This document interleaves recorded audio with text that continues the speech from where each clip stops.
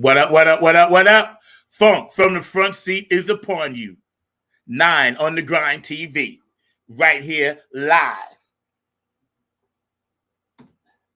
A special guest today, Mr. Landon Bost, is with us. This young film producer, talented young man I met downtown at the Hayti Center. So y'all know how we do. Before we kick it off, let's get some funk up in here.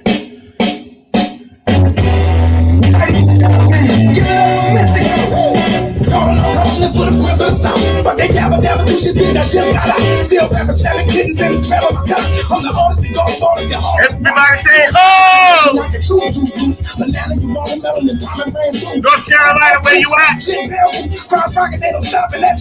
South Carolina, where you at? Ohio, where you at? New York City. Put on them sunglasses so we can see what we ain't looking at. It's going down to the thing of the frame with my face. Sure, you heard. Landon Bost is with us today, y'all. Produced by Mr. Bosley. From the front seat. 9 on the Grind TV. Nothing but the team. Ohio, what's up, Bridget? What's up, Boosie? Everybody clap your hands around the world like this.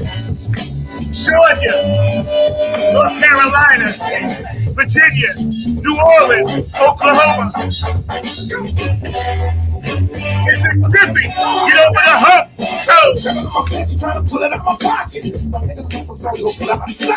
Landon Bost is in the house today, y'all. This young talented man is gonna blow it up. California, West Coast, what's up? Minneapolis, Detroit, Pennsylvania, Delaware, you aware? Long Island, Bayshore, Queens, Staten Island, where you at? Canada, Dubai, what up? Utah, Chicago, Illinois. Oh, Green Bay, Wisconsin. Yeah, we got the quarterback. All my Jets fans out there.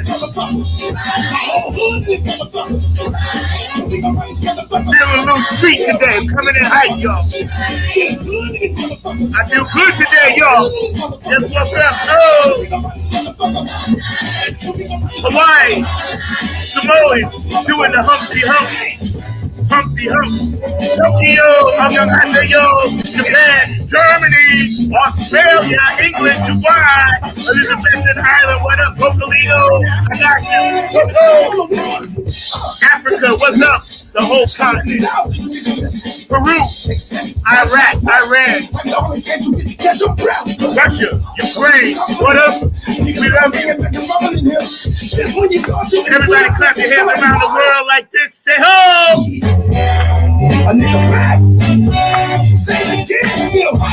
Landon is in the house with us. Landon is in the house with us today, y'all.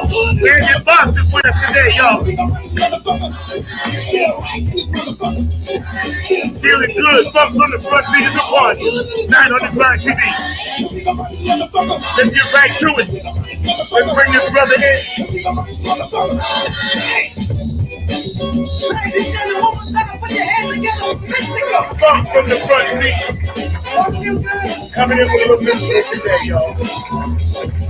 I feel a little bit. This evening. We're gonna go ahead and head over to the after party. We'll see y'all around 10. Come on. Y'all have a good one. Funk from the front seat. 9 on the Grind TV is upon you. Thank you for joining us today. We got a really, really cool special guest today. This young man is very talented, highly touted, has done so much in a short period of time for Black film, Black theater, as well as being an artist, a photographer. I read his bio. So right now, without further ado, Landon, come on in, bro. Nice to see you. Nice seeing you. How are you?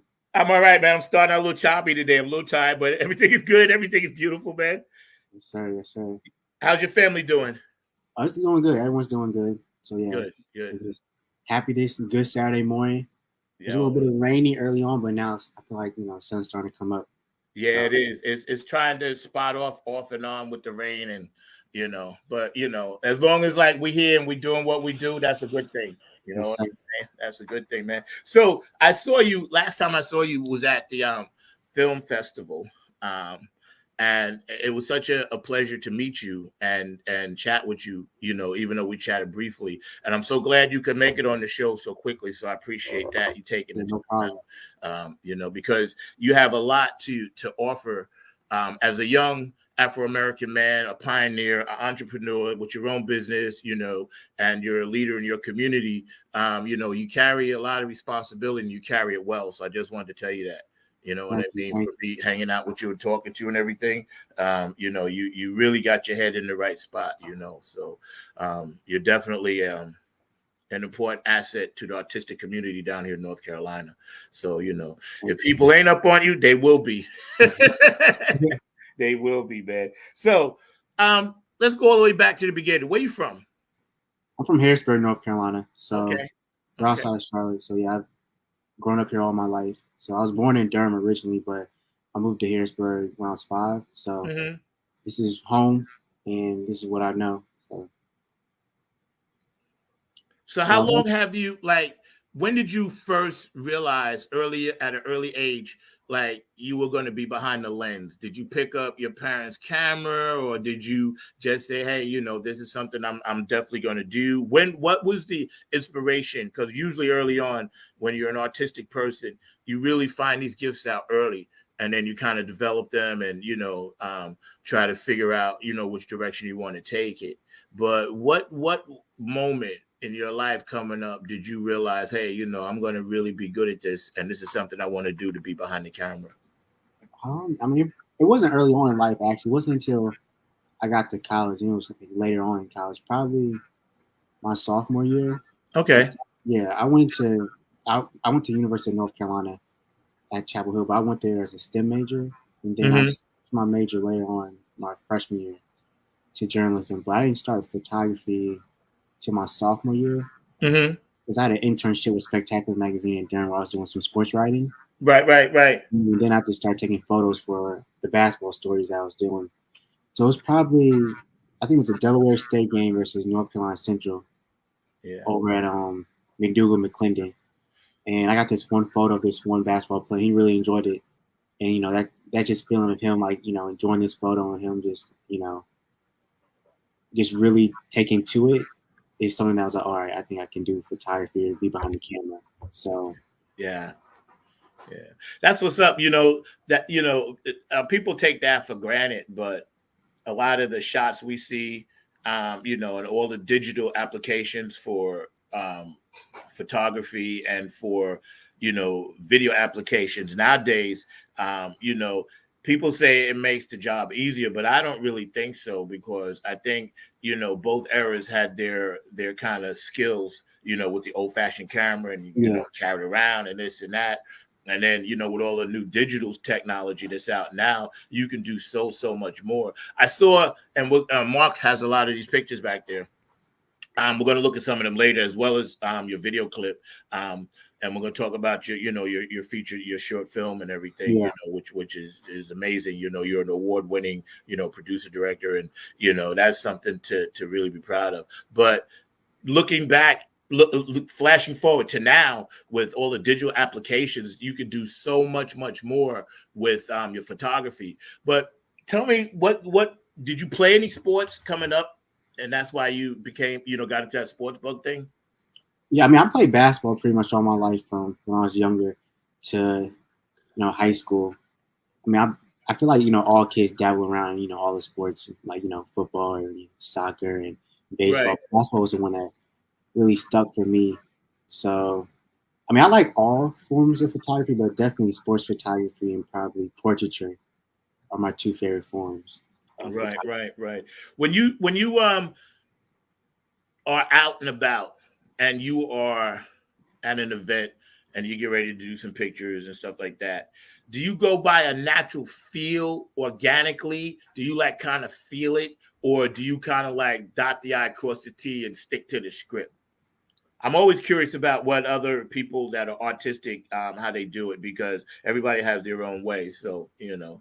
Yeah, I'll say a little bit of both. I try to tend on the more organic side, though. But sometimes if I'm going to a sporting event and they need a picture of the star player for the newspaper, so I gotta make sure I definitely get some good shots of him or her. But then Mhm. after that, I mainly focus on what the story is.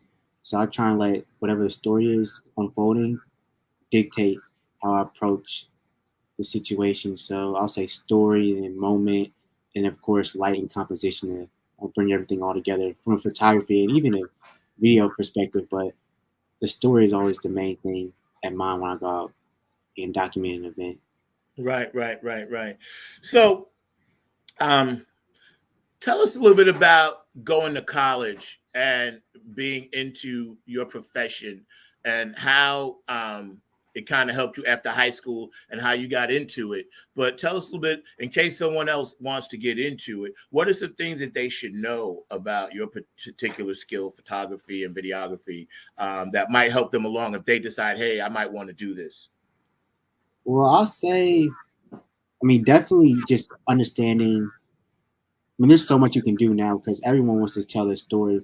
So I feel like something that I got stuck into going to journalism school is just, oh, you have to work in news, whether it's Uh-huh. a newspaper or broadcast television, network. But now there's so many different forms of media that you can use your photography or videography skills, whether it's with in a corporate setting doing more branded work for different businesses, or saying, oh, I want to be strictly a sports photographer, strictly a wedding photographer, videography, or you want to work in TV and film and do that kind of aspect. So I'll say, really, you can do anything like with photography and videography. So I'll just say explore what you really like, and then figure out how you want to take photos or document those things. But I think the biggest thing that with any artistic thing is a lot of it is creative, but a lot of it is also technical. So I'll just say really learn the technical aspects, because once you get good at certain technical aspects behind the camera, or being able to tell a story, then you'll be able to explore the creative aspects even more. So I think sometimes people focus more on the creative aspects more than the technical, and they limit themselves until how much they can really explore their medium. But once you learn the technical skills, you can create really whatever you want. I know I have my nephew, and he's an artist, whatever he paints, and I'm into the music thing. And it seems like um, the event that I met you at, I saw so many potentially bright-eyed people that want to get together and network. Right?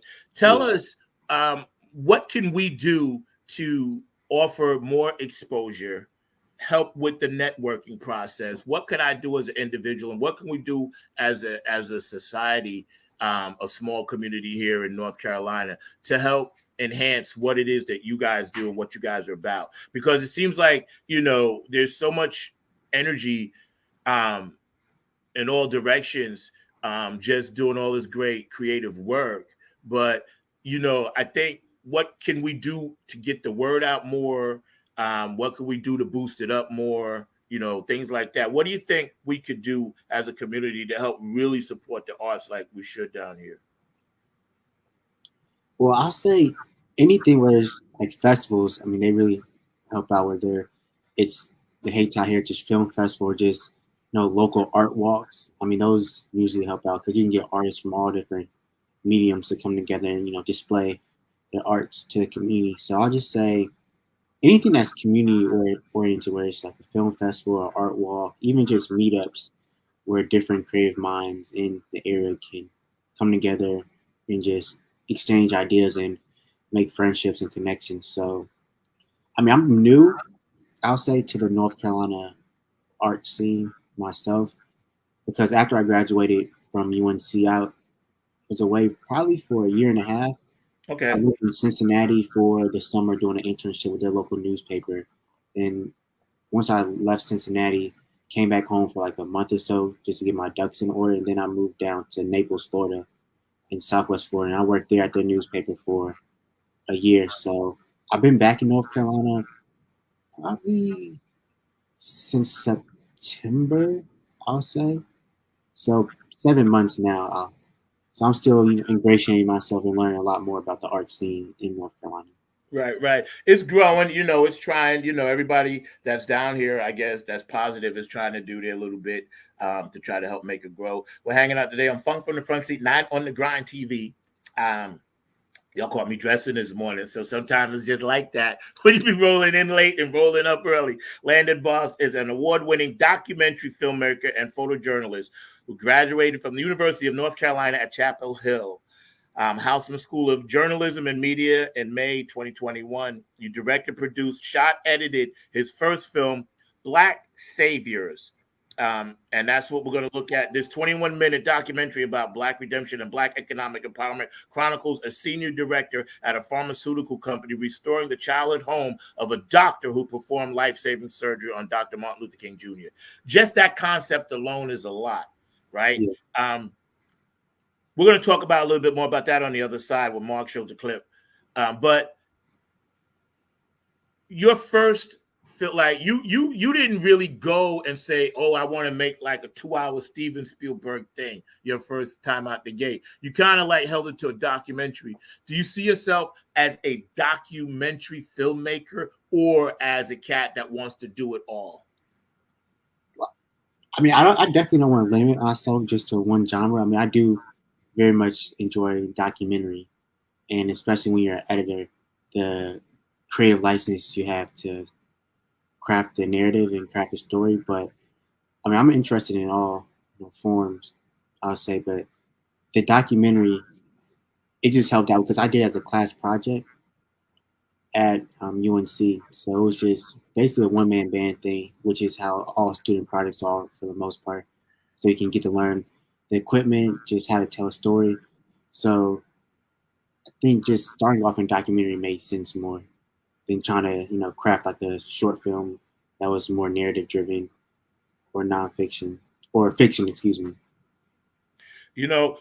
People don't realize how hard it is what you do, but how such a blessing you are to the world, because your film made it to 5 film festivals and won awards at the 12th annual Charlotte Black Film Festival in 2022 and the 2022 Baltimore International Black Film Festival. So first of all, kudos to you for that. Thank you. If you guys are out there watching, y'all go back and rewind this show. You guys need to go back and support this brother, because there are hundreds of young men and women out there of all races, creeds, and colors doing amazing things like that. So we need to talk about and enhance and uplift all the young people, as opposed to always thinking about all this negativity and stuff that's out there. We need to enhance young brothers and sisters and kings and queens like this, man.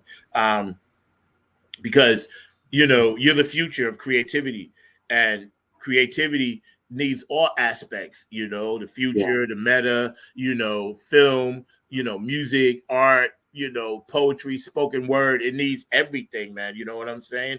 And that's why when I met you, I was really enamored with how you were so poised at such a young age. You're very, very serious cat. You remind me of Spike Lee. He was serious like that. I don't know. You probably get that a lot. I only met Spike Lee once, but he was so serious about everything. He was always like, they say Miles Davis was like that too. It's like focused, forward, no laugh, and just like, dang. You know what I'm saying? So, I laugh a little bit here and there. Huh? I laugh a little bit here and there. I see that, yeah. But even when you came on and you popped your head in couple of weeks ago, whatever, you was very serious. I was like, yo, this brother is a serious brother when it comes down to his craft. And that's what's needed. You got to stay focused. You got to be serious about what you do, because if you don't, then you can't actually get the best out of what it is you're trying to do. For those of you out there watching, please stay active on the chat line and go back and watch this show to your heart's content. We're on every Saturday at 12 p.m. and 6:30 p.m. and then again Saturday night. We're hanging out with Landon Bost today. This young man is deep into his craft of filmmaking, photography, and everything else. So who were some of your inspirations growing up? Some of your producers and directors that you said, wow, this guy's really on it? Well, I mean, I guess that's an interesting thing, because like growing up, I mean, I never really even thought about film or photography really as a career path. Because most of the people I knew, they did stuff about their, business or like medicine or things of that nature. So I didn't really have too many inspirations growing up. I liked going to movies. I liked watching TV shows, but I didn't think my liking for it was any more than just the average human being. But Right, right. I guess, and even now, I'll say since I'm in the craft, I just try and just take away little bits and things from everything I watch. So, I don't think it's just one person where I say, all right, this is the gold standard of how this should be. Let me try and emulate them. I'll take things from a fast food commercial that I see. Now I say, oh, that's an interesting cut, or that's an interesting thing. The same way where I'll take something from a big studio movie, like Right. Panther Wakanda Forever. Because, especially with video editing, there's so much editing and stuff that we consume on a daily basis.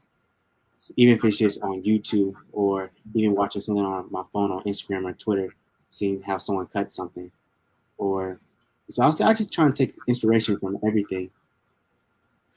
I think when I was growing up watching, like, it was the era of the big, movie theater and the big screen, and movies like General Patton and, stuff like that was winning awards, Porgy and Bess, and, there were major black films, but they were few and far in between because of the money and the budgets. But I remember the first time I saw Porgy and Bess, I saw it as a play. Yeah. Right, my mother took me to it as a play, and then the movie came out, and it had like all the major black stars: Sammy Davis Jr., Eartha Kitt, I think was in it, Lena Horne, I know was in it, Sidney Poitier, of course, Yeah. and it was the first time I was like, wow, there were so many characters on the screen that look like me. You know what I mean? I was like, so it is possible to be in front of the screen, and there's nothing taken away from the Bojangles of the world, because he opened the door. A lot of the early, step and fetches that people make fun of, but see, they had to get in the door somehow. So the door had to be open. And then once the door got opened, then more and more, different minorities were able to get in. Just like the first time I saw West Side Story, I didn't know anything about Puerto Rican people or Puerto Rico or Latin people. I saw it as a kid, and then I was like, wow, that's a whole different culture. You know what I mean? So I think when we look back, of course, the gatekeepers could have let people in a lot earlier, but I'm just glad that a lot of that stuff has changed. Let me ask you something. And we're hanging out with Landon Bost today, man. Funk from the front seat, Not on the Grind TV. Let me ask you, when you look at television or film today, I'm gonna just say it like it needs to be said. How do you filter through the bullshit?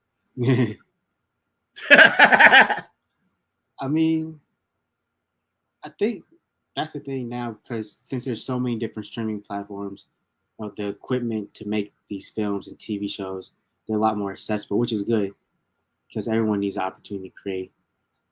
You just kind of have to know I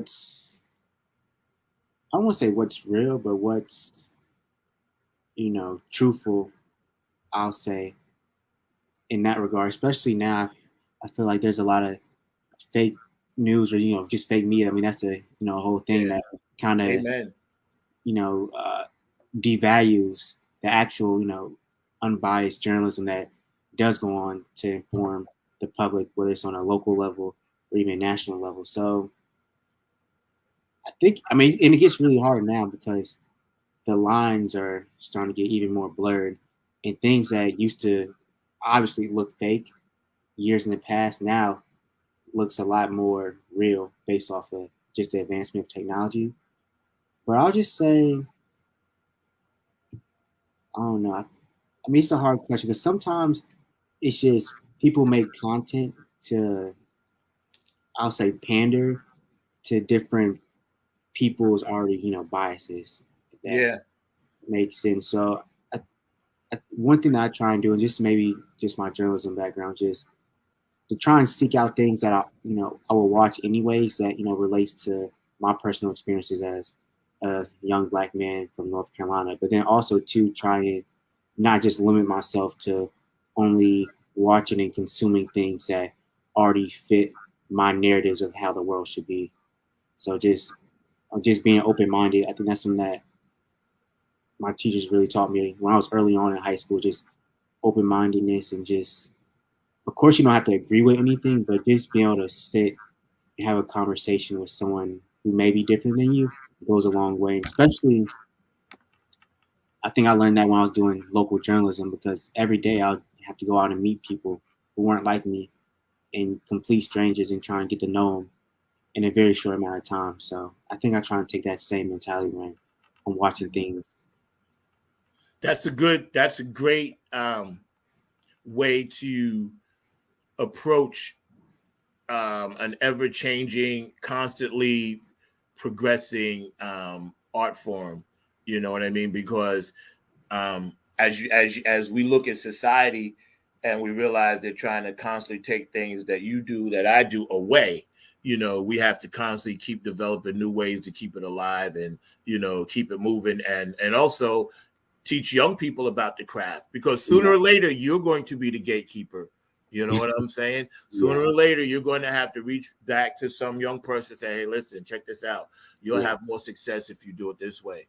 You know, you'll be able to offer your wisdom, the wisdom that you're gaining. That's the beauty of life. We constantly see it flowing and changing. And of course, birthdays, anniversaries, transitions happen all the time. There's nothing you can do about it. That's just part of it, you know. But, you know, you really got your head screwed on right, man. And it's a blessing to have you on the show.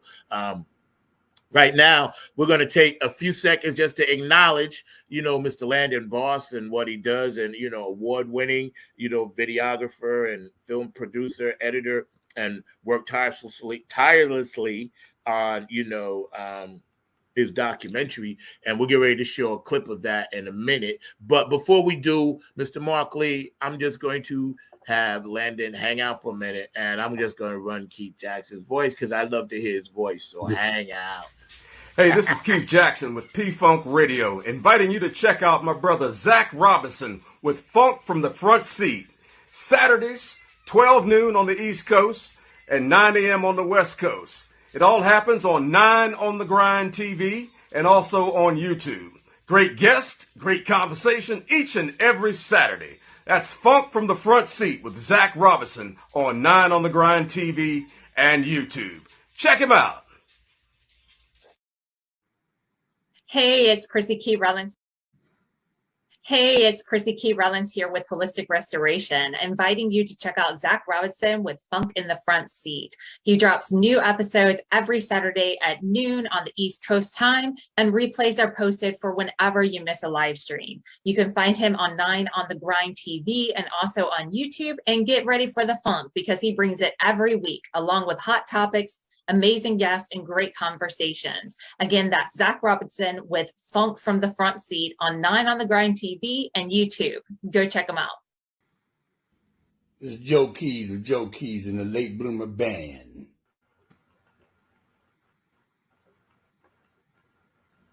This is Joe Keys of Joe Keys. We got another one from Mr. Joe Keys. Hey, it's Chrissy. If we can get this one up and running. This is Joe Keys of Joe Keys and the Late Bloomer Band. Just did a show with my man Zach. Number 9. That's right. Number 9's got it going on. Check out Funk from the Front Seat. Zach Robinson. Serious good vibrations, y'all. What we need. Big shout out to P-Funk Radio, Keith Jackson, and all the Funketeers who are on the thread. Wishing me a very happy birthday, and also the late great Ray Davis, and you know also Uwe Collins, Boosie Collins' son. Him and I share the same birthday, so it was a beautiful birthday week. I appreciate everything. P-Funk Radio, Gabe, and you know Larry Funkster Jones, the JTRP, Boosie and Patty up in Ohio. Brenda, love you guys up there. HJ Entertainment, Kane and Jams. Tony Cam and the Funk All Stars, the Nappy Head Funk Army, Oak City Music Collective. Afterglow 92416, Q&A Entertainment, Brooke Cladgett, Love TXS Energy Drinks, Pat Dioria, Aquarius Rising Art, Curtis Wilcox, and Georgia Funkavinci with all this beautiful artwork taking care of the Nappy Head Funk Army, Dr. Brookenstein, who takes care of my website, DJ Cocolino in Italy, David Webb, The Funk Chronicles. I appreciate you guys. He's up in Ohio. Y'all go check him out because I'm telling you, it's worth it. That's where the Funk Hall of Fame is. And everybody else that tunes into the show, hang with us because we're getting ready to approach our 3-year anniversary, May 2nd. Today, we are hanging out with this amazing young man, you know, Landon Bost, and I definitely wanted to acknowledge like his presence as being a futuristic leader in this country, in this society, in this country, as far as being one of the young leaders that we need to pay more attention to, and not some of them other knuckleheads in the street. I know Mark Lee has something queued up back there, and I was looking at it earlier. I saw the trailer. So set the trailer up before we show it. We want you to set it up for us. Yeah, so the story is about Murdy Sneed. She's a senior director at a pharmaceutical company, and she's restoring the childhood home of a surgeon who performed life-saving heart surgery on Dr. Martin Luther King Jr. while she works on a COVID-19 vaccine. So the home is actually based in Durham. The doctor, Dr. Cordis Jr., he's originally from Durham, grew up in Hayti, went to Hillside High School. And he went on to New York University and had a medical career up in New York. And in 1958, when MLK was stabbed with a letter opener in Harlem, they rushed him to the hospital, and he was a part of the team of surgeons who performed that surgery. But the home, I mean, the story is not too much about his legacy, but more so just what Black people can do to come back into our neighborhoods and, you know, redeem them, and with what it's like with Black economic empowerment, or just with giving back your time, whether it's volunteering at a community center or, you know, whatnot, coaching little league sports. So it's really just about Black people investing in Black neighborhoods, and especially now since Durham and Hayti, I mean, it's changed a lot. I mean, it was changing when I was filming the project back in 2019, 2020, and even when I went back earlier this month, I mean, it looks a lot different. Yeah, you know, you're right. Okay, so we get ready to check this out. You ready back there, Mark? Okay, let's run it. Black Saviors. Here's the trailer. Y'all check this out. 9 on the Grind TV, Funk from the Front Seat. You've seen it here first. Landon Bost.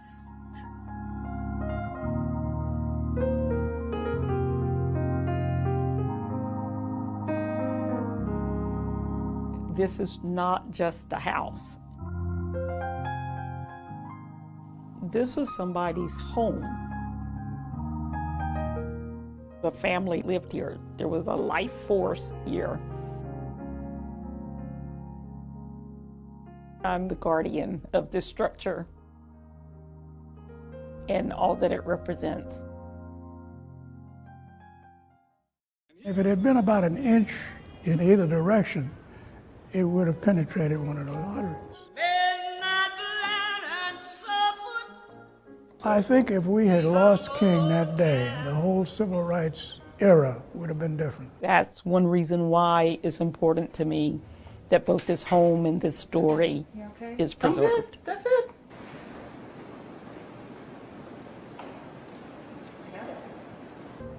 You ever heard of the Black Bourgeoisie? Durham was in that book. When I came back in '75, I was like, what? And it looked like somebody had dropped a bomb on Hayti. It was gone. A lot of times I wonder why I'm here. And sometimes we only get the awareness because the gentrification has started. Now that it's got your attention, then the next question is, what are you going to do about it? I had to rescue it. Somebody had to do it, Brad. Yeah. Better you than me. You can't do it. Building something in the African American community speaks volumes. This is a complex way of me saying thank you back to the community. It was never about benefiting me. It was about trying to help improve the community. Oh, wow.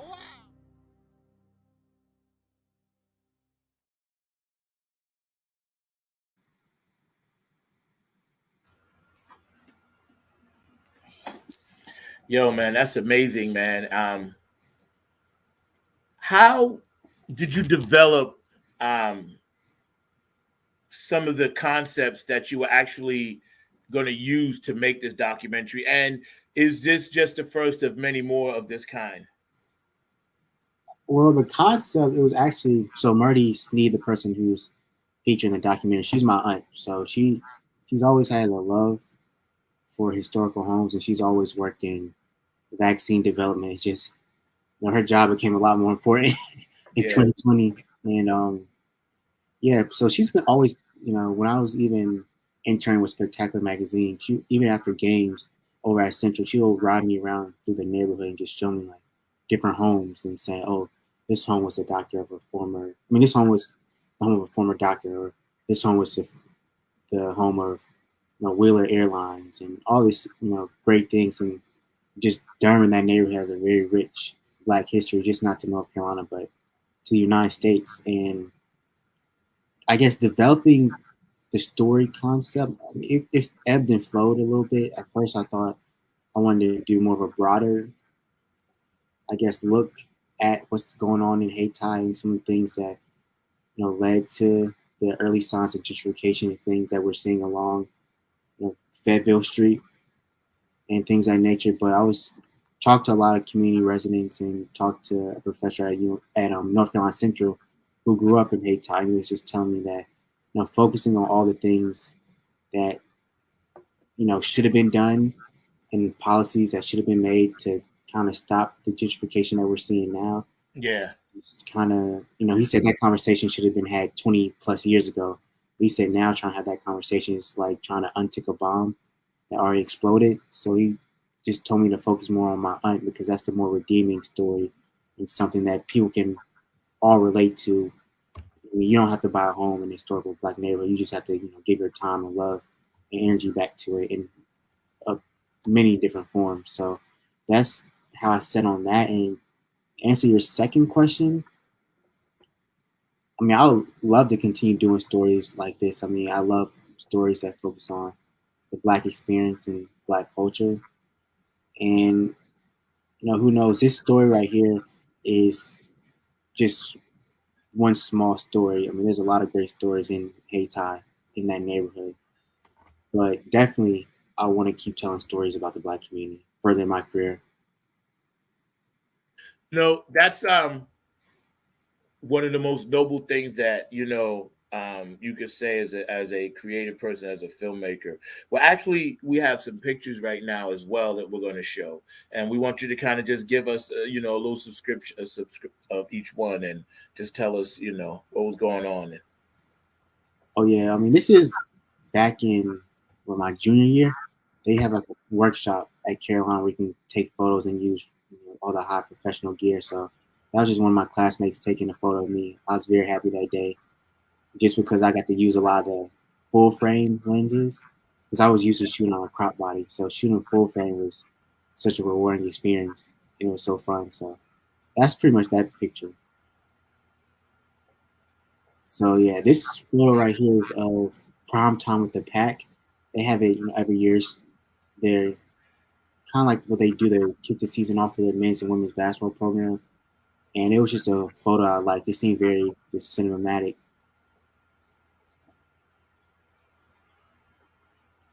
And this is down in Florida, so they have a minor league hockey team, Blades, and they had just won the championship. Okay. And it was funny because all the photographers were on the other side and I was standing on like the red carpet because I didn't have the rubber grips to go on the bottom of your shoe to walk on the ice. So I'm just walking on the ice with just running shoes.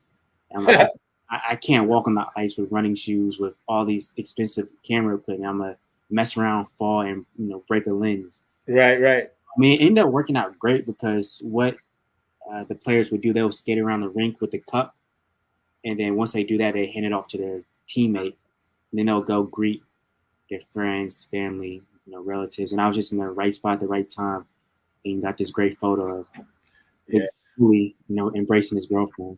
Yeah, I was watching a documentary many years ago about the photographer who got Babe Ruth from the back the day he went back. He said he just happened to be there to get out of the sun, and then he said, "Wow, this is a natural shot." The three, Yeah. And then this photo, this was a portrait that I did of a local athlete in Naples at one of the schools, and unfortunately, she was, a great athlete early on, and scored 1,000 points by her freshman year. Wow. but she had to undergo 3 knee surgeries, Yeah. unfortunately. So this is the first time she's able to get back on the basketball court. Was her senior year after over 1,000 days. So it was just a feature story on her, and I took the portrait. Yeah, that's deep though. And then this is actually one of my favorite photos that I took down in Florida. But it was actually my first football assignment.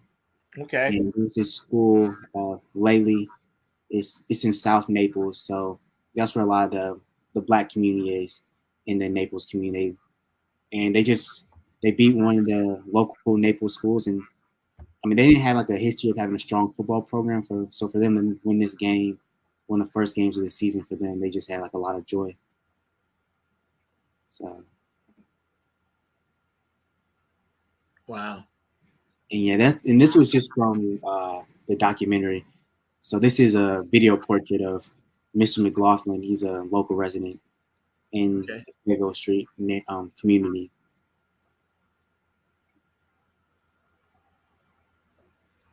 So that was just a still from the film. Wow, that's really cool, man.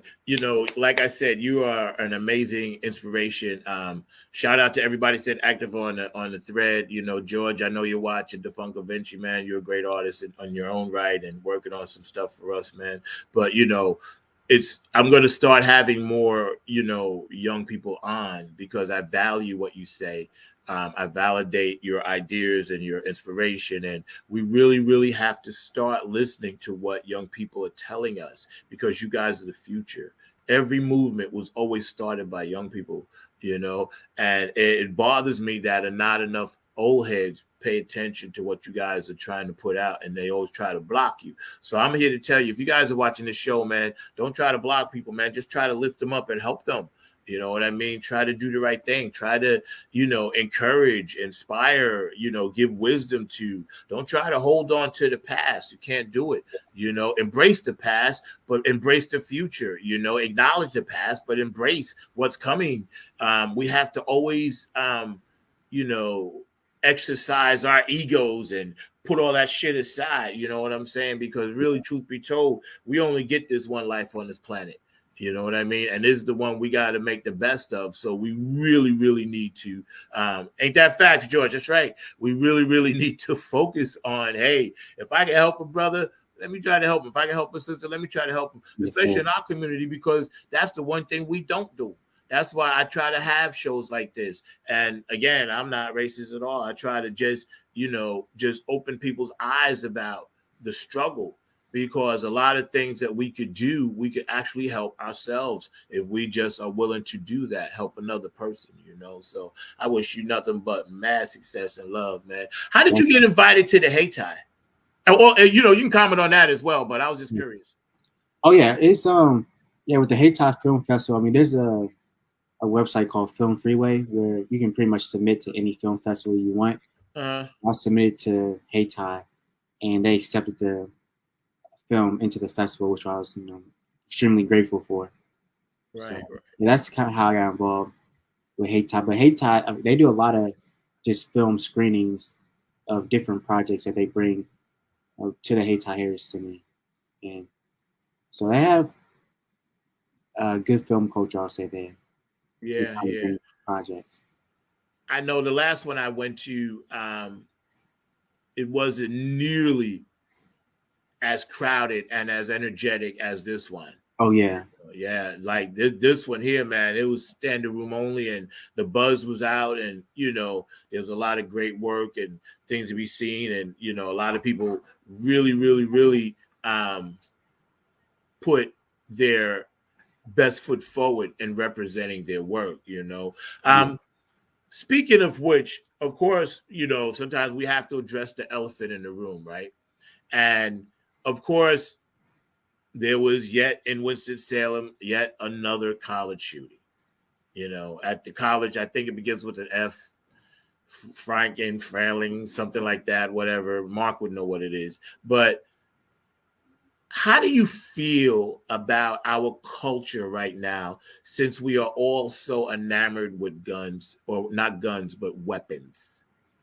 Yeah. Oh, Forsyth College. Forsyth, yeah, I knew it was an F, yeah. Yeah, when did this happen? I didn't even know about this one. Yeah, it slipped in, man. They so random now. Yeah, Regular, we don't even pay attention. Yeah, no, I was still just thinking about what happened at the elementary school in Tennessee. Yes. I mean, that was tragic. And it's just, I don't really understand it for real. I mean, it's just, I don't know why, you think I'm a school of all places, whether it's a college, elementary school, middle school. I mean, those are one of the things that should be protected places.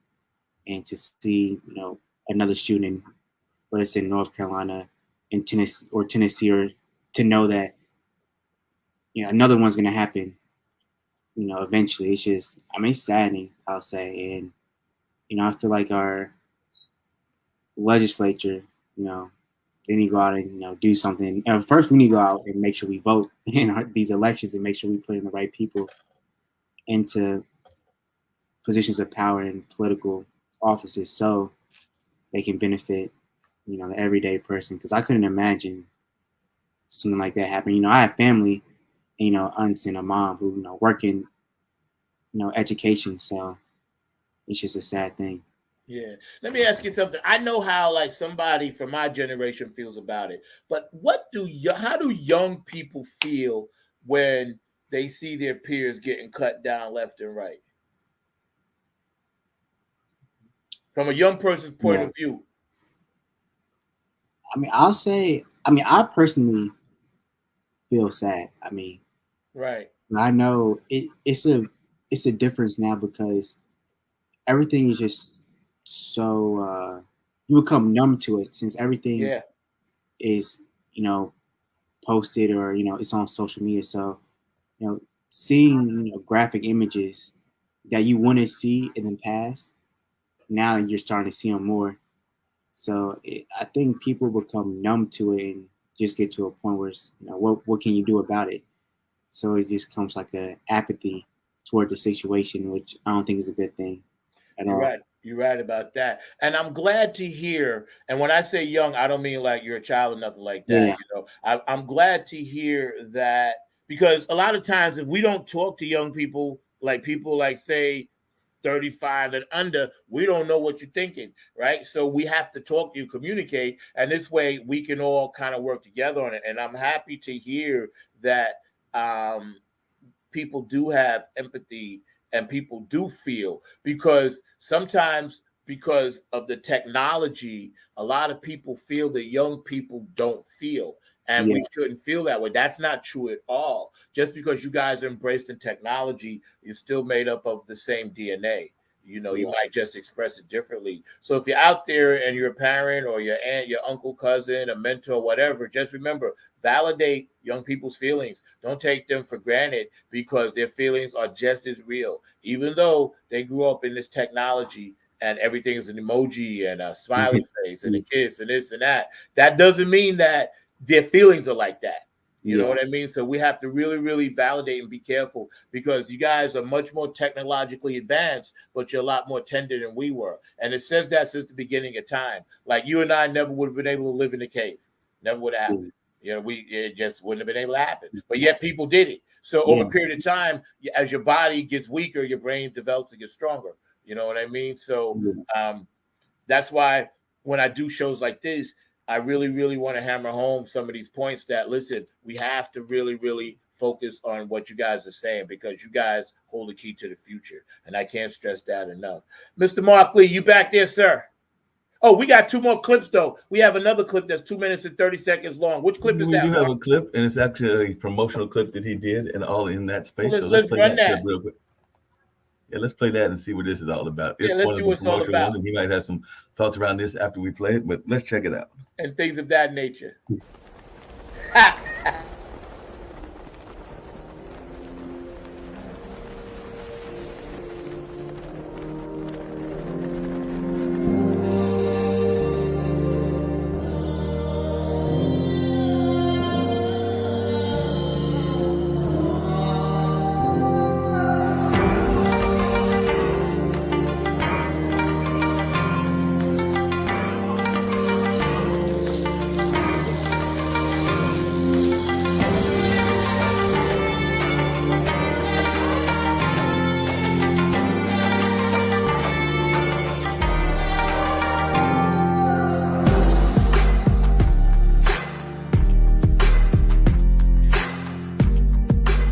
just heard the pops and I hit the floor. A rush of emotions and fear.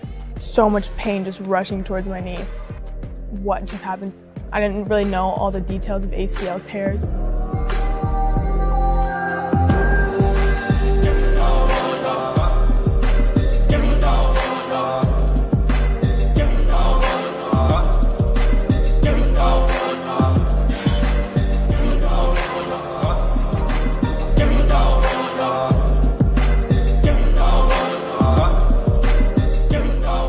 Came back in 75, I was like, what? And it looked like somebody had dropped the bomb on Haiti. It was gone. And sometimes we only get the awareness because the gentrification has started. Now that it's got your attention, then the next question is, what are you going to do about it? I had to rescue it. Somebody had to do it, Brad. Yeah. Better you than me. You can't do it. Building something in the African American community speaks volumes. This is a complex way of me saying thank you back to the community. It was never about benefiting me. It was about trying to help improve the community. Our responsibility now as older people is to be saviors for the next generation.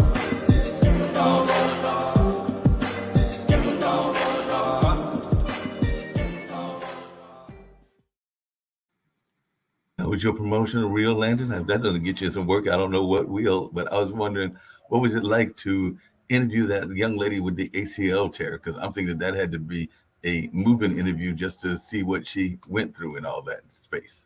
Oh, yeah. I mean, it was good. Luckily, I had a reporter with me who was a writer who asked a lot of the questions. And, I mean, it was moving because she comes from an athletic background, like with her family. Her dad was a quarterback at the University of Florida back in the day. So for her, sports have always been just not just a physical activity thing, but it's also just a way that she could connect with not just her peers, but just with her, family. So when she was like off the court, off the track and field, a lot of that social aspects was taken away from her. So I mean, just being back on the court for her was just more about just being around her friends and just doing something she enjoyed. So I mean, that was a pretty I'll say moving interview, and it was cool too, because I mean that was the same story that the portrait of her was from. So it was interesting to try and bounce between doing the photography and then doing the video work as well. But I mean, it all worked out, and that was one of the stories that got me an award at the newspaper that I was working at. I think it was a second place finish. I want to say second or third place finish in this one Florida Society of News Editors competition. Well, if I can pivot just really quickly, Zach sometimes allows me to ask more than one question, but what is your thoughts around gentrification? Because I was actually just talking to some young folks here and some folks that are in an older age and everything, but what is your take on gentrification, and do you see any hope for what is going on? Because we're seeing a lot of our neighborhoods being destroyed and not necessarily bouncing back, but what is your thoughts as to what we can do to enrich our communities? Well, I'll just say, I mean, gentrification is one of those weird things because someone was telling me once, you can buy and sell property wherever you want in this country. And, gentrification is one of those things. It's an economic process, but it has real social impacts because it's just basically real estate exchanging, land and property. But with that exchange, people end up getting displaced or moved out the way, and social communities change. There's a neighborhood, which is just a collection of homes, and then a community, which is how the individuals within those homes interact with each other. So when we talk about gentrification, a lot of it just talks about just what's happening to the community that once was there. And I think the way we can combat it is just, everyone's not going to be able to buy or won't think it's feasible to buy, in a certain neighborhood. But as I was saying earlier, Black people, you don't have to buy a house. You can volunteer at a church, at a community center, teach directly to some kids, just anything where you're just going back into Black spaces and enriching people who look like us will go a long way in maintaining that sense of community. Because if the people who occupy the homes change, you know, from families or even change from different new races moving in, ethnicities moving in, but the community that was built by Black people still exists there, I think that could be a solution, not a cure all, because you would still want to see, you know. Yeah, that makes sense. If I can just, and this is the last one I'm going to ask Zach and everything, but your aunt is a scientist. Do you think that we give enough support to our scientists? I mean, like I said, she was doing all that amazing work with the pandemic and the COVID cures and stuff along those lines. But do you think that there is enough of a conversation with our scientists and enough of encouragement of our scientists? I mean, I guess that's an interesting question, because just unfortunate just how things were portrayed once the pandemic hit. And the scientific community was really under attack for, you know, doing things that they trying, you know, to help us, really. And it's almost, there's a lot of overnight scientists when you know, in reality it takes even a pediatrician or a farm, I mean, it takes years to amass the experience and the know-how and the technical skills to perform these, you know, trades that we all need.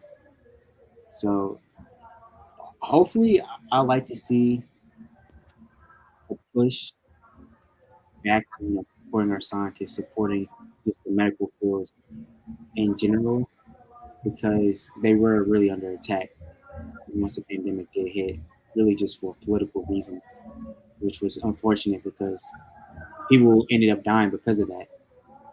So Yeah, no doubt about that. Do you ever get jealous of where your aunt goes to visit? Because I'm sitting there sometimes when she's telling me she's in Brazil or England or France, and I'm going like, Bertie, this is absolutely wrong. You are traveling too much of the world. So I want to know if you ever get jealous of the places that your aunt gets to go visit.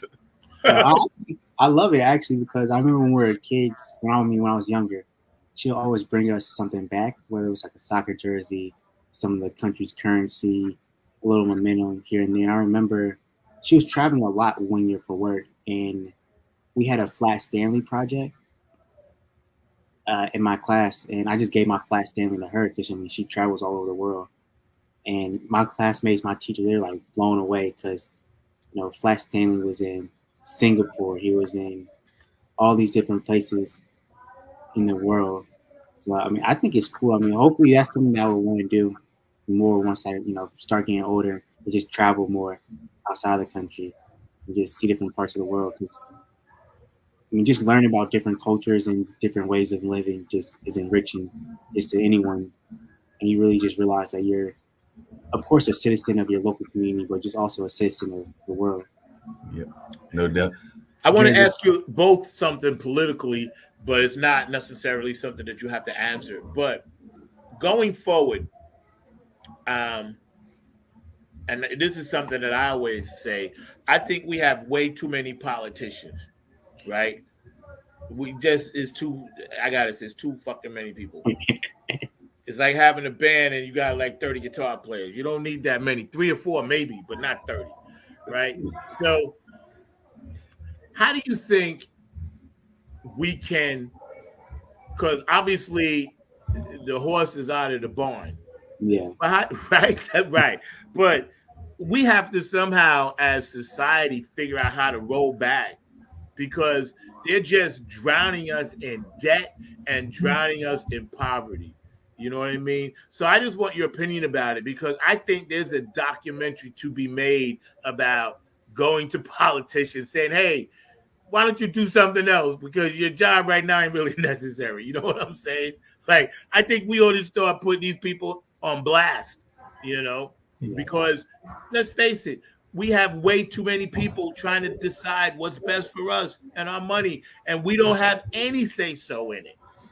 Hey, Zach, is it that we have way too many politicians, which I agree we have way too many. I'm not going to argue that. But do we also have way too many that are in office for way too long? Because if I hear of another politician that is in office for 30, 40, 50, 60 years, I'm going have you had not accomplish whatever you were going to accomplish, and can't you let some young bloods in there and everything? I don't know if Landon has any political aspirations, but I'm sure some of his friends do, and he may be able to have encourage them to step into that lane and not have somebody that is closer to our age running the political system. I think we need to have a mixture of the youth voice and the elderly voice. Totally. I think like you're saying, like a mix of the two generations would be good, just so you get more of a political, just more like an age range in political offices that can, like you said, unless you talk to someone who's below 35, you may not understand, how they really feel. In the same way goes for me. If I don't talk to people who are of older generations, I may not know how they feel. So I think whatever political office or whatever body of government, it just needs to represent the people from, race, age, gender, sexual orientation. Just needs to represent the country, not just be the same old people or same certain demographic of people. In office, it just needs to be representative of society in the United States. Yeah, I agree. I know Supreme Court justices, they can stay in forever. Like, they get lifetime appointments, man. Yeah. That shit's unheard of. There's no way somebody that was born in 1930 and then became a court justice in the 50s can identify with anything going on in 2023. Shit's impossible. Other than the fact that they breathe air and eat food like the rest of us. But other than that, how in the world? You're like pre-everything. You're pre-cell phone. You're pre-computer pretty much. I mean, they had computers, but they were like the size of like Walmart. So it's like, it's like, I don't understand why we continue to put up with this. And I'm trying to do everything I can to bring attention to it because I really, really think that, this has got to stop. I don't know if I'll see it in my lifetime. I hope I do. And I hope you see it in your lifetime. But man, oh man, they got our money so screwed up now. You can't get nothing done. They control the laws, the school boards. There's so much that we lost control of. And then they convince us that we all have to hate each other so they can keep stealing more. Because that's the biggest bullshit lie. Like, it's never really about, some things are about race, but the big picture, not about race at all. It's about economics. And I say that all the time, man. And I stand fast by that shit. It's the economics. It's like 1% of the people own 99% of the wealth. And we let this shit happen. But isn't part of the problem the narrative within that? Because if we are telling our young people that in order to make it, they have to, and no knocking on you, Landon, they have to make it in movies or they have to make it in athletics, when we know for a fact that young athlete that you interviewed is an example that it is not even 1% of the athletes that are actually going to make it that are in athletics. I mean, I just watched last night an amazing young lady that shot in the in the women's NCAA, and like I said, she scored 41 points yesterday, scored 41 points the night before, and everything. Oh, the girl from Iowa. The girl from Iowa. That's what I'm talking about. She can ball. Yeah, but we don't even know that she's necessarily going to make it. I think she will make it in the WNBA, but the percentages are really low of those that make it. Is the point that I'm making, is that she will probably make it, but there's a good possibility that she may not make it, and she's one of the stars of the industry and everything. So what is your take, Landon? Are we concentrating too much on certain industries and not enough on other industries? And what do you see as the number one issues for young people of your own age range? The number one, just so I have that question right, the number one issue for just number one issue in general? In general, yes. Well, I think the big issue is, I feel like now with social media, it's just like a highlights of the good things. Of course, because people are going to most likely just put whatever good they're doing on social media, which makes sense. It's just like a promotional tool. But in that, some people get lost in what reality actually is, and they may see someone else who they think, oh, they're ahead of them in life or whatever and whatnot, whatever field, they start feeling down about themselves, and they realize everyone goes through struggles on a daily basis, and they have their own things they have to work through. And just because you're not doing all this great stuff right now when you're 22, 23, 24, doesn't mean things won't look completely different in 2 or 3 years.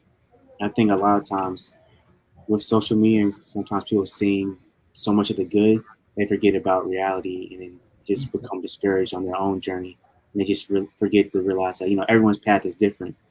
And, just because you may take a different path than someone else doesn't mean you can't get to the same place or even like a better place type thing. So I think that's an issue. That's well said, man. We're hanging out with Landon Bost. Sorry, I keep screwing your name. You Landon Bost today. Forgive me for that. And we are in a very good space when it comes to young entrepreneurial photography, videography, edit, technical people that are going forward with the industry of Black filmmaking, Black documentaries, dealing with minorities, and also blending in everything else that society needs us to blend in. But at the same time, we really, really need to think about how the political system keeps trying to chokehold all of that off by taking things out of the schools and by allowing some of the people that run the different states to make all kinds of crazy laws and things like that don't benefit anybody. Because if you got a crazy law and it benefits only, like, say 13% of the population, then the other 67% or 77% are like, yo, this don't benefit me at all. It doesn't make any sense. And these things are constantly being done. And again, gentrification. I mean, damn, how much can you gentrify? They've gentrified the gentrification. It's like, how many times can you displace people and have them move? On I-40 right here in North Carolina, it's a damn shame. And I hope Governor Roy Cooper and anybody from North Carolina, newspapers, are all paying attention, because none of you do a report on this shit. So Channel 2, Channel 7, Channel 5, Channel 4, all of y'all are bullshit. There's a tent city right on the other side of exit 289. You know what I'm saying? And I see it all the time when I'm driving Uber. And it's a whole tent city with cardboard boxes, pieces of wood, tents, tarp. And it's about like 20, 30 people that live over there, right off I-40, right before you get to Cary. Now, how come there's no cameras over there? You know what I'm saying? Hey, Zach, I got one better for you. You're just bullshitting. Hey, Zach, I got one better for you. How about the fact that there's one literally just around the corner from an elderly center and the ballpark, literally maybe 3 or 4 blocks from downtown Durham. There's also a tent city right there. I know. Yeah, I see that guy too under there. Yeah, under the bridge. I know the guy you talk about. Yeah. And again, it's like, like Landon so eloquently put it, like, they have to want to change to make change. But if you have no resources, you have no driver's license, you have no home, you have no address, you really physically don't have the skills to keep up with a modern day kind of lifestyle when it comes to the skills needed to maybe have a good paying job. What are you supposed to do? The country has conveniently just forgot about these people. And it really bothers me. That's my pet peeve, like, with this country. As great as it is, we really just let our elderly and senior citizens fall by the wayside, and we let people that need help. Now, I'm not talking somebody that chronically abuses the system. I'm talking about somebody that actually legitimately needs help. So if you're a politician out there, why don't y'all go check out that tent city off I-40 and tell me what you think, or the one that Mark's talking about, It's crazy, man. Landon, you're our hero of the week, but we also have another gentleman we need to acknowledge. But every week we do acknowledge a hero of the week, okay? And because of what you do in film, because of what you do for the community, because of your love for humanity, we honor you. We salute you. You are our hero of the week, Landon Bost. Thank you for joining Funk from the Front Seat. We appreciate you. Thank you for having me. I've enjoyed it. Hey, man, it's all good, bro. But don't go just yet. We got can you hang out with like another minute or two? Oh, yeah, for sure. Yeah, cool. Yeah. Mr. Mark Lee, Willis Reed, tell us about this, brother, because Willis Reed was an amazing basketball player who was doing all kinds of things and made some of our modern basketball players look mild in nature, because he was tenacious. For one thing, he was a tenacious defender and a tenacious athlete, and all in that space. So there is no doubt that Willis Reed gave a lot of recognition, and I'm going to bring up one of the pictures in all in that space and everything. But yes, he definitely is a truly amazing athlete, and it definitely is one that we all should be recognizing and honoring. And I've got a couple of other pictures as well. But it definitely, I was glad to see that we've got this amazing athlete and all in that space. But if you don't know who Willis Reed is, I hope that you will be learning about him, because he was a precursor to the ones that we're talking about when we talk about LeBron, or when we even talk about Michael Jordan or a number of the other great athletes. And I know that he was bringing some titles to the area of the world that you love dearly, Zach. He was definitely a champion there in New York. So he was definitely bringing that New York toughness to everybody and everything. Because when I think of New York tough, I definitely think of Willis Reed, along with some other athletes that were from that area as well. So there's no doubt that Willis Reed was bringing some ferocious attacks to the hard court and all in that space. So I'm definitely. And you're right. Now, didn't he come from Grambling? Yes, I think he went to Grambling State. Right, Grambling, right? I believe so. I'm going to double check that history for you, but I know that he Grambling or Morgan State, but I think it was Grambling. And yes, he played for my New York Knicks. As a matter of fact, he was on the team the last time the Knicks won a title. So that goes to show how bad my team has been. So, and why, like an idiot, I still root for the Knicks, the Jets, and the Mets. You think I need sports therapy, Landon? You're gonna have to come and take a picture of me, because I'm gonna need some sports therapy. My teams are so bad. But anyway, having said that, Willis Reed played in one of the most pivotal, influential games ever, because he came out with a bruised hip and couldn't walk, and he only played the first minute of the game, but it inspired the New York Knicks to go ahead and beat, at the time, the Goliath, who was Lou Alcindor, but it was he later on went to be named Kareem Abdul-Jabbar when he was at Milwaukee Bucks before he even went to the Lakers. A lot of people don't know Kareem actually came from the Milwaukee Bucks. He played for them first, and his name was Lou Alcindor. And the team was so inspired, they went on to win the championship, Game 7 at Madison Square Garden, simply because they saw him run out and take 2 shots, and he hit both shots, and then the coach took him out because he literally couldn't walk. But there's video of him limping up and down the court, and that speaks to what you were saying, Mark, about his tenacity and how tenacious he was on the court, man. But he was one of my favorite players. We salute you, Willis Reed, number 19. Your numbers hang in the rafters. We're sorry you transitioned on, but now I know you up there playing basketball in heaven for the Harlem Globetrotters. So we thank you for your contribution. And he was one of the 50th greatest players as well that the NBA named. So one of the best centers ever. So, and that's a young Dave Cowens back there against the Boston Celtics. Dave Cowens was young. He was a hell of a player too. But back then they used to let him play basketball. Now they kind of they're a little soft now. So, but it's all good though. Yeah. Cats don't even play the full season anymore. They play 40 games. That's it. 45 games. Oh, coach, it's 4:00. What time the game starts? 6. Well, I ain't playing tonight. You know what I'm saying? It's crazy, man. It's crazy. And the amount of money these people make, millions and millions and millions and millions, man, is whack, man. Yo, Landon, man, we've had a blast hanging out with you. Time just flies, man. We always give our guests the very last word and give you the full screen because you deserve that. And I want you to take your time and just speak to my audience and also speak to our young people. George DeFunco Vinci says there should not be any homeless in the USA.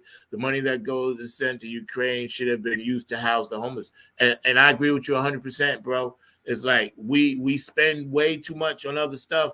And imagine the resources if we could get half or a third of the homeless people and get them to pay taxes and work, how much better our economy would be, That's the game, though. But you're right, George. You know me, George. I'm always be on my high hat about that. Because, on my high horse about that, because I feel strongly like I have a platform, small though it may be, I need to constantly keep reminding people, hey, we are far from Nirvana. No doubt. We got to do something about the homeless and everything. I know we're going to turn it over to Landon. Yeah. I was going to just say that you were absolutely correct. Reed did attend in Grambling State University. He played for the Grambling State Tigers men's basketball team, and during his career, he scored 2,280 career points, averaging 26.6 points per game and 20.3 rebounds per game during his senior year. Can you imagine that kind of numbers at a senior in school and everything? That's a whole lot of rebounds. Yeah, it is. Yeah. And I think, going back to, and thank you for that, Mark, going back to this situation with people here, it's almost like they said, well, if you're not strong enough, you don't have the economics, we're just going to write you off. So no matter what you've done, what you've given, we're not going to validate that if you can't keep up. Now, that's fair in some aspects, because some people, they're going to ride the system. But then sometimes people simply can't keep up because they can't keep up. What if they're tired? What if they have an affliction? What if they have a disability? What if they have, they don't have the resources to, do the things that others do? So I think just be mindful out there who you judge and how you judge, because the next one you judge could be judging you. Just keep that in mind, But we're going to turn it over to Landon, full screen, bro. And, you speak to the people and let them know, hey, what you feel, what's going on. It could be about anything. I want to thank you again, Mr. Mark Lee. Amazing production as always. Landon, thank you, sir. You've been an amazing guest. Thank you for having me. We're going to show it again at 6 and again at 12 tonight, man. And we're going to have you back on soon, man. And we want you to bring some of your friends on, man, so we can talk to them as well, Great. Thank you. I appreciate it. No doubt, man. No doubt.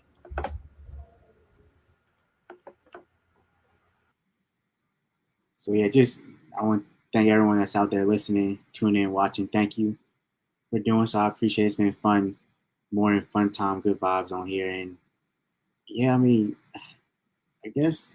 only thing I'll say is just whatever you do, just keep going. Today may not look how you may want it to look, but as long as you got the energy, and first, as long as you get the blessing to wake up in the morning, that's one thing. Then you have just the energy to do what you want to do. That'll go a long way. And eventually, if you just keep working and keep going at it, whatever you're doing every day, and little by little, just keep getting better, then you'll be able to accomplish whatever dreams or whatever goals you want. Sometimes, I think someone was telling me, I was listening to someone speak, and they're talking about sometimes people or sometimes society makes things further out of our reach than what they actually are. And once you just get that out of the back of your mind that, this goal or this idea or this dream that I want to have is unattainable, then you're already so much closer to where you will be. So that's it. That's all I got to say right now. Just want to say thank y'all for having me on, Zach and Mark, and I appreciate it. Just keep going. Hey, man, thank you so much, man. It's been a pleasure. And we appreciate your time, your effort. We're going to validate everything that you're trying to tell us and teach us, because each one can teach one. I'm a firm believer in that. I think that everything that we scratch the surface on today, we can actually peel back the layers and really get deep and depth into it, next time you come through. And like I said, bring some of your friends, man. What's up, Kev? How you doing? Mary, how you doing? Georgia Funkovinci, Dr. Brookenstein, and everybody else that was tuning in, that was watching. Obviously, it's a little rainy day over here and it's overcast, so we started out a little slow, but I'm glad the show got some momentum and got going. We really, really want to highlight this season of Funk from the Front Seat. This whole year, we're going to try to have as many young people on as possible, so we can show all the good that you guys are doing, and we can be the counterculture to everything that's negative that they're trying to put out there. So people can't say it don't exist. They just got to find us. We're out there. So if you guys are watching, you know where we are. We're all on YouTube, all over the place, Facebook. So y'all stay tuned, man, and be up on it, man. So, because this brother is he's not a unicorn. There are many more brothers and sisters like him. You know what I'm saying? This is the norm. We just don't talk about it enough. So the more we talk about it, the more attention we can bring to it. I'm honored, man. For those of you hanging out, thank you. My producer, Mr. Mark Lee, from the Front Seat, Not on the Grind TV. Let's get ready to get out of here and see what we got.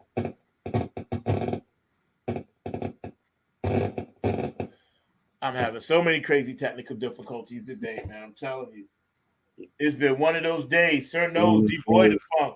Sir knows trying to get me, man, all the time. Sir knows. There we go. Come on.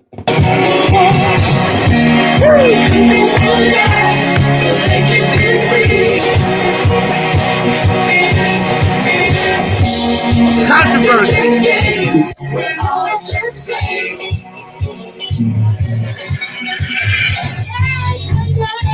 Landon Bost is with us today, y'all. Funk from the front seat, 9 on the Grind TV. Our producer, Mr. Mark Lee. Your host, number 9, right here. The world is full of controversy. We gotta change it, we gotta fix it. Stay prayed up, stay spiritual, all right? Minneapolis, we're gonna start with you. Detroit, Queens, Philadelphia, what up? Staten Island, Bayshore, Delaware, Virginia, Pennsylvania, DC, top of the city. Virginia, South Carolina, Iowa. I know you guys are falling out. Thank you, George. I appreciate it. Houston, Texas, check it in. I got you, George. What up, Kev? New Orleans, Louisiana, Oklahoma, Georgia, Florida, what up? Utah, Chicago, Kentucky, North and South Dakota, California, Nevada, what up? Samoans doing the Humpty Hump in Hawaii, y'all. Tokyo, yo, China, Japan, Germany, Italy, Australia,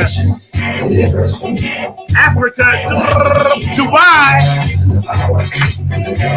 Ohio, what's up, Brenda? What's up, Boosie? What's up, Patty? The world is full of controversy, y'all. Be kind to somebody today.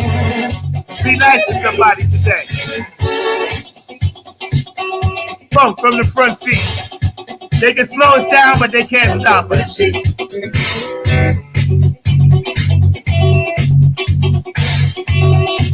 Sometimes you just need a little controversy.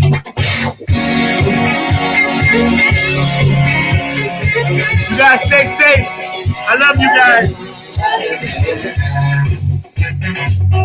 All around the world for the fun. Landon, man, you've been an amazing guest today. Thank you. I appreciate it for having me on the show. I enjoyed it. I was having some serious technical issues from the start of this show, but we made it through. I want to thank you very much for coming on and being our special guest today. As always, we appreciate you. We validate you, and everything about you, man, is a perfect 10, bro. Keep doing what you're doing, man, and anything we can do right here on Funk from the Front Seat to help boost your career and bring attention to the good work that you're doing, let us know, and we'll make that happen, man. Thank you. I appreciate it. Thank you for hosting this space too, and inviting me and everything. I appreciate it. And man. All love, all love. Yeah, man. Just to see your face smiling, man, that means a lot. So that's a beautiful thing, man. My best to your family. Thank you. You as well. All right, Mr. Mark Lee, we out, bro. Funk from the Front Seat, 9 on the Grind TV. I'll see y'all next Saturday. And next Saturday, we got some more young people coming on. We're going to be talking about some games and stuff like that. So y'all stay tuned for that. That's going to be dope next Saturday. 9 on the Grind TV, Funk from the Front Seat, 12 p.m. Eastern Standard Time. Thank you to everybody that supports this show. We couldn't do it without you guys. I love y'all. We out, Mark. Peace. Peace.